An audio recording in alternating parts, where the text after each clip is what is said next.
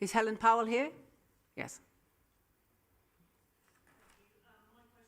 Relates to a decision from the Information Commissioner that was handed down at the end of August that specifically says that the Council's approach to dealing with FOI requests relating to Stoke Lodge was not a lawful one for it to take, and the fact that we have recently discovered that it's continuing to take this approach anyway in relation to other requests. Yeah, that's a slightly different interpretation to the one I'm aware of, in that the ICO decision relates to a single request, not the Council's position in relation to all your requests. And so we do acknowledge the ICO's decision notice and are in the process of responding to it. So, you know, that will play itself out. We haven't had any new Stoke Lodge requests received by the City Council since the date of the ICO decision. And just to get that sequence in place, the most recent request we had was on the 8th of August, and the ICO decision was on the 22nd of August. So we are in line with responding to their their decision notes. I apologise for contradicting you, but actually the internal review... Is this your supplementary question? Yes, I understand, happened within recent weeks, subsequent to the 22nd of August when the decision came out.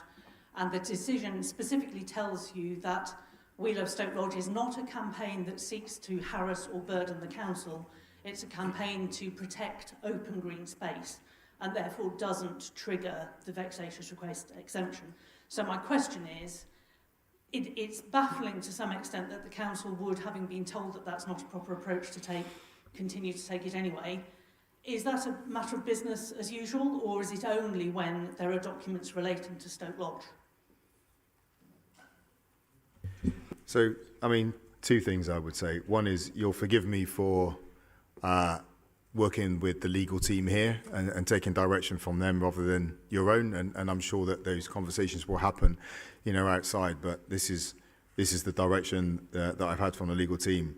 You know, I would go back to things I've said previously as well about everything that's happened with Stoke Lodge, and that it's ended up in a situation where all this legal activity has happened. I think there was an opportunity early doors for what was a very challenging situation for a group of adults to come together and work out a resolution.